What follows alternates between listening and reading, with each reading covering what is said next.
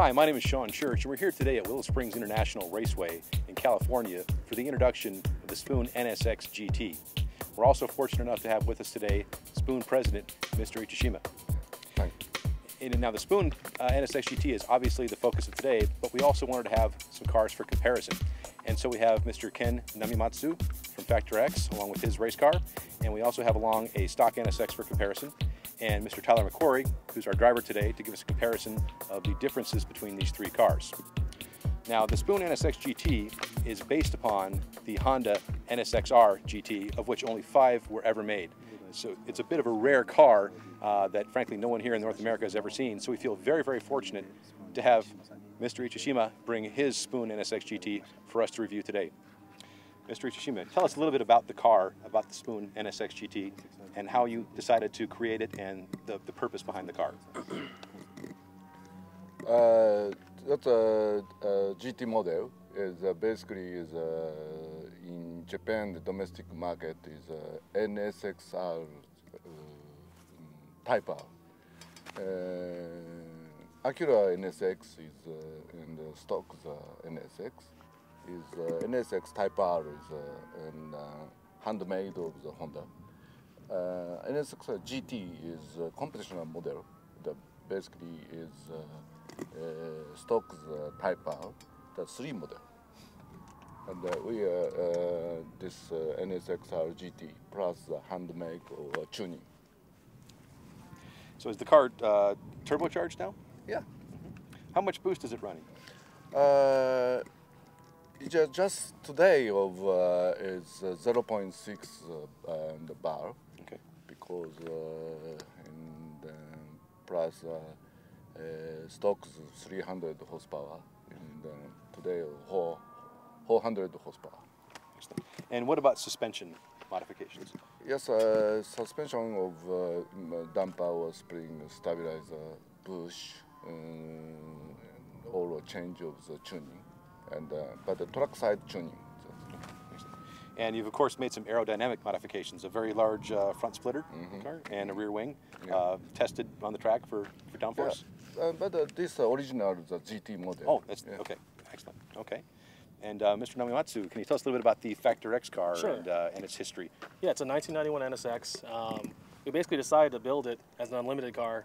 About 2 years ago, we started running the limited class, and with success with that, with Billy driving the car, we decided to take the next level up and build an unlimited car.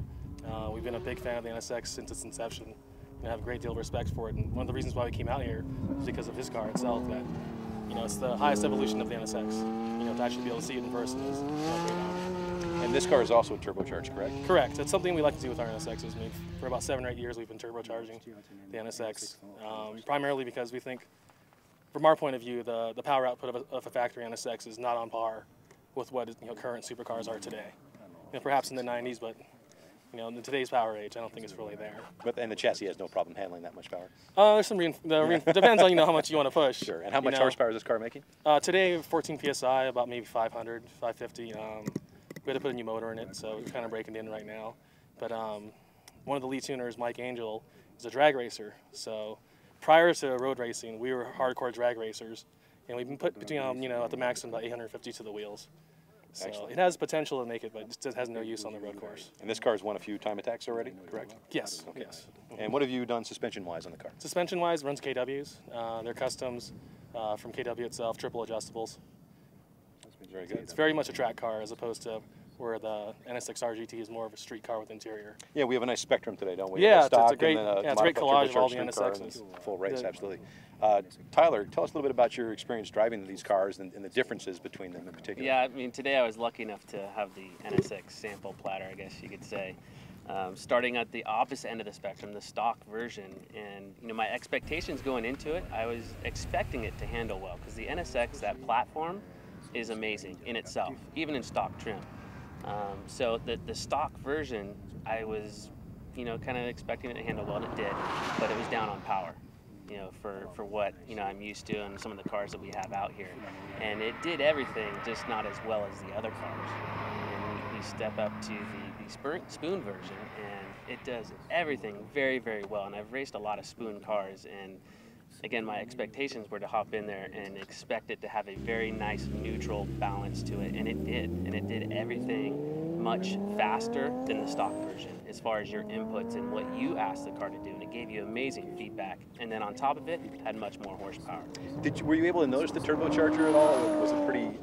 It's very linear, you know, as far as it doesn't come in too late. It comes in very, very low. It has very nice torque, which was really nice, because even at this track out here at Streets, there's a lot of tight corners, and it usually suits a lot of shifting.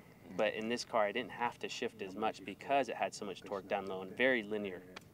And how was the suspension damping on this car relative to the stock car? Did you know, did it feel more damped down, better control? Oh yeah, I mean, just again, it gave you better feedback, and you could tell that, you know, everything has been gone through as far as bushings. Whereas the stock car, it moved around a lot more when you weren't really asking it to. So again, it just responded much better to your inputs. And if no one had ever driven a stock NSX, they wouldn't realize just how much better. No, this would no, be. Yeah, and even if, and that's the great thing about doing a comparison like this, is getting in and out of every car. You instantly go from one end of the spectrum to the other.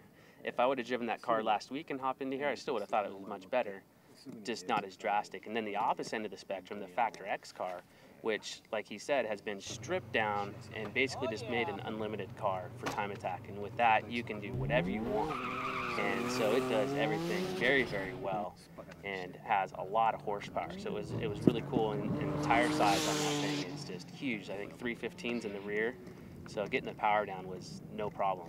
So it was a lot of fun. But it was very cool to see the differences between them all. Yeah, we're very fortunate to be able to witness all three cars traveling on the track. And you mentioned the difference in chassis damping and control, and you could actually see it just back-to-back driving between the stock car and the spoon car, and then of course the race car. How much more the stock NSX moved around, even from watching from a quarter mile away. Exactly. I mean, the people could see it watching. Yeah. I could feel it driving, and then the stopwatch said it on time. Yeah, so quite a bit quicker. Yeah. Even in the spoon car, which is still a street-prepared car. Right. Exactly. Yeah, absolutely. So let me ask both Mr. Ichishima and you as well, Ken, where do you guys see the future of tuning for the NA1/NA2 NSX chassis, the first generation NSX? Is there anything left to be had for those that own these cars that might be going on in the near future? Mr. Ichishima? チューニングっていうのは、まあ要はその、目標があって、まあ、その目標、つまり僕らのチューニングの目標、動力性能と運動性能、ハンドリングとパワー、それとそのライフ、そういったそのトータルなバランスをウェルにもっとウェルなバランスにしていく、そういう意味ではどんどんまだ余地はあると思う。 And where does Factor X see the future for the current generation NSX? In regards to the current generation, stateside at least, the cars are becoming more and more affordable. And so more and more people that started racing with Integra Type Rs and S2000s, they're stepping up to this next platform, which a lot of people all dreamed about having when they're young. I think it's really becoming one of the tuner cars now, even though it's an early 90s car, you know, as far as what I've seen in the market. People are really adopting it because they're not as afraid of this before. You know, before it's a $90,000 car. If you do certain modifications, something happens, you're kind of left in the dark because there wasn't any support there for aftermarket. Now stateside, there are quite a few tuners that do turbocharged NSXs, and it's really good to see. Now, if someone is to go out and purchase a $25,000 NSX, is it something that they can afford the maintenance on as well, or is the maintenance still quite a bit higher than other vehicles? Yeah, that's one of the unfortunate parts. Is that the maintenance hook is still there, and that's one of the hooks when you're buying a like I said, early model NSX is not only is it $25,000, but it probably needs a time belt, water pump, and clutch. So you're going to add on another $5,000 to $8,000. So that's a really good point. Thank you all very much for your time today. Thank you very much. Thank you very much.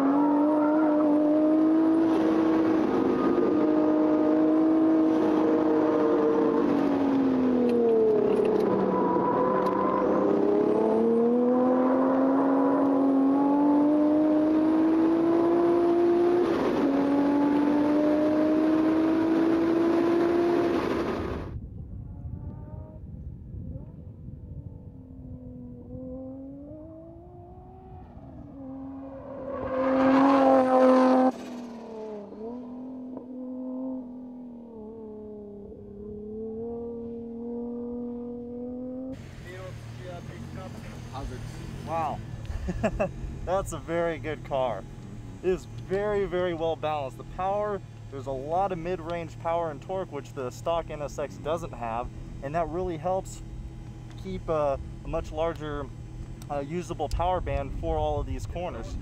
The handling is just fantastic. It's very, very well composed. It's easy to drive. It's stable. Honda and Spoon has done a very good job with this car. I am very impressed. It's what this puts the NSX back into top level supercar territory. Thank you very much. You're welcome. Thank you. Thank you. The balance of the NSX-R GT, it really shows how much effort Honda has put into setting that car up. It is really easy to drive, predictable, and very impressive. The Factor X car, being a race car, it's just a never-ending development process to beat the fastest time attack cars in the US and hopefully eventually Japan as well. So it's a work in progress and have done well in the past, and yeah, very pleased with the Spoon NSX-R GT. It's a great car.